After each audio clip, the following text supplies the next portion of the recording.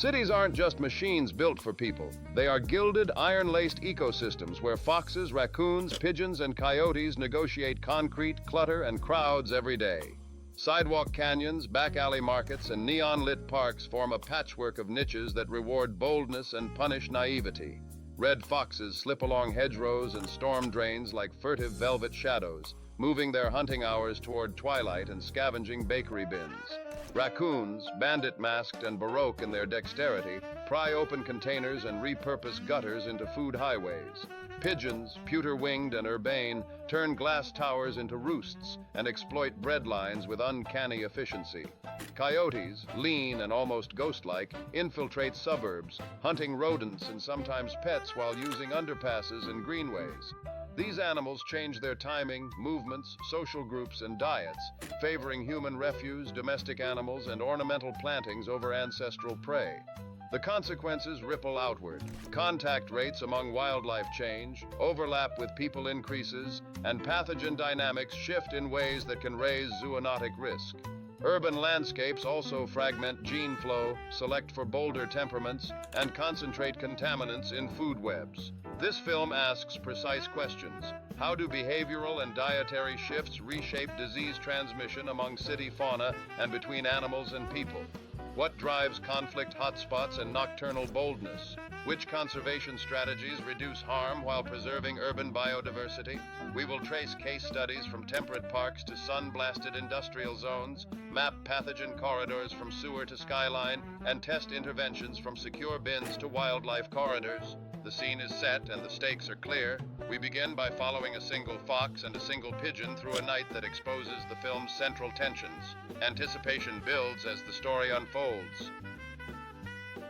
The first wave of discovery arrives in the velvet hour, when city streets exhale and animals rewrite their schedules with brisk, decisive strokes. Radio-collared red foxes in a temperate study shifted their activity peaks nearly 2 hours later than rural counterparts, a tidy adjustment that turns dawn hunters into moonlit foragers and increases encounters near quiet bakeries and compost heaps. Coyotes in suburban mosaiapes follow a similar script. GPS tracks show underpass funnels and nocturnal forays that skirt human bustle, increasing overlap with feral cats and small dogs and turning once dispersed predation into concentrated nightly patrols. Raccoons, garlanded in a baroque mask and nimble-jointed ingenuity, stage repeated experiments at secured bins and utility lids. Lab puzzles modeled on urban locks found city cohorts solving tasks in a fraction of the time rural ones did, a clear sign of learned problem-solving and cultural transmission. At a downtown plaza, a single raccoon returned for 6 consecutive nights, inventing a way to dislodge a latch that other bandits copied within weeks, a small epidemic of technique that rewrote access to anthropogenic calories. Pigeons, pewter-winged and crisply urbane, trade seeds for fries. Stable isotope analyses from city birds show a shift towards C4-derived food signatures and higher nitrogen ratios, proof in biochemical ink that bread lines and fried remains have become dietary mainstays. Field cameras capture flocks sidling into outdoor cafes at the first clatter of plates, and nestlings raised on human food grow faster but have altered gut flora, a microbial ledger with consequences for resilience and pathogen carriage. These behavioral and dietary pivots are not subtle. They compress temporal niches, amplify contact networks, and concentrate pathogens where refuse, water, and shelter intersect.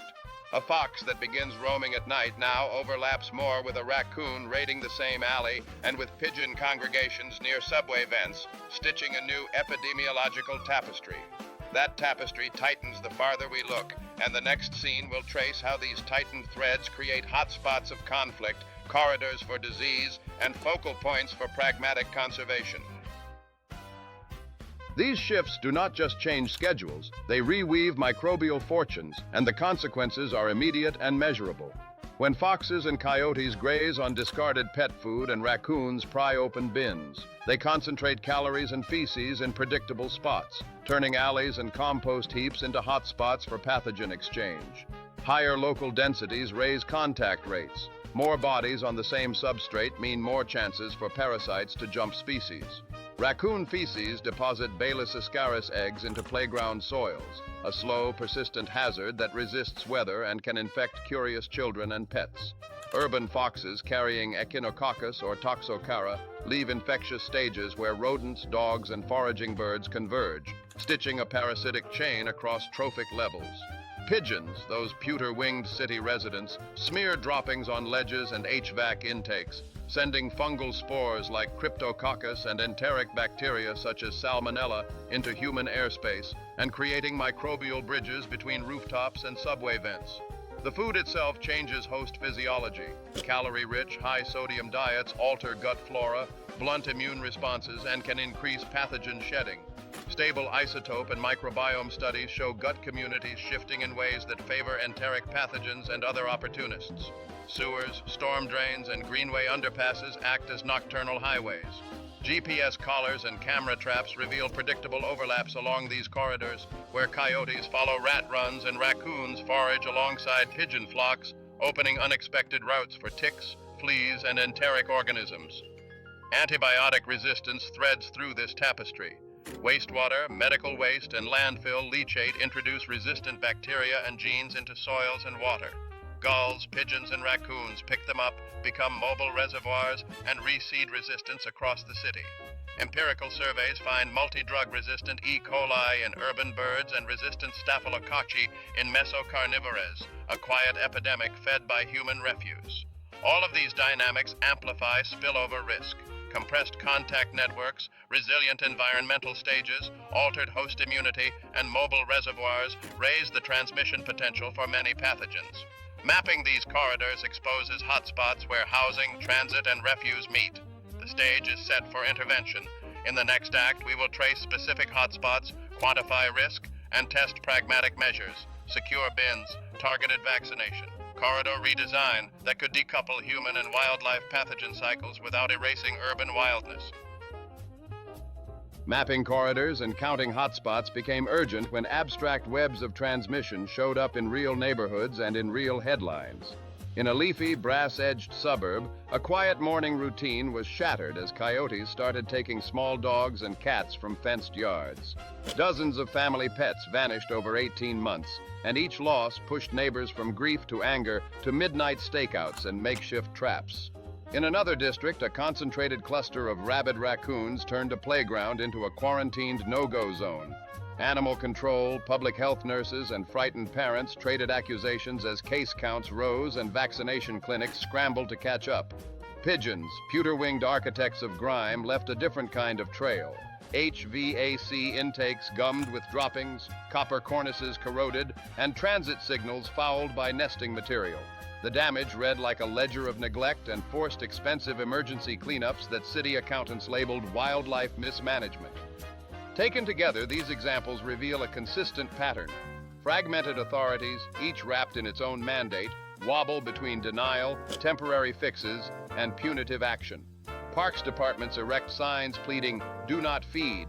Sanitation tightens pickup schedules, animal control sometimes endorses night culling, and police chase rumors of dangerous animals.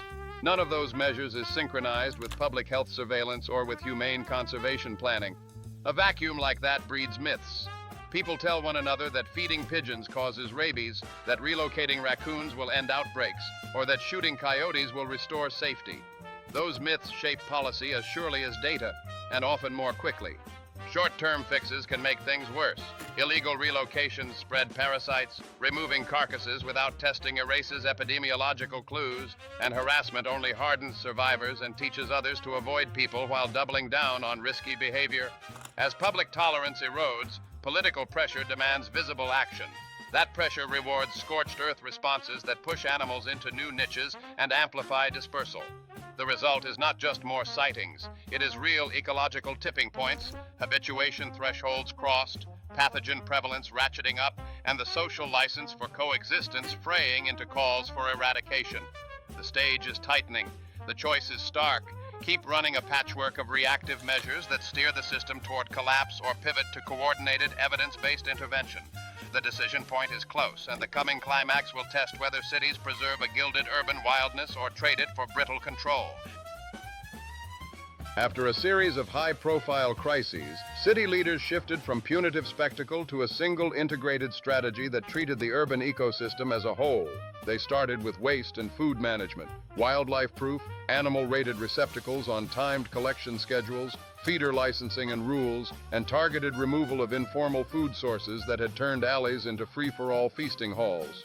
Habitat design changes came next. Green corridors were rerouted through parks to channel movement away from backyards. Den boxes and purpose-built refuges were installed at safe distances, and underpasses were retrofitted to break crowding points while preserving safe crossings.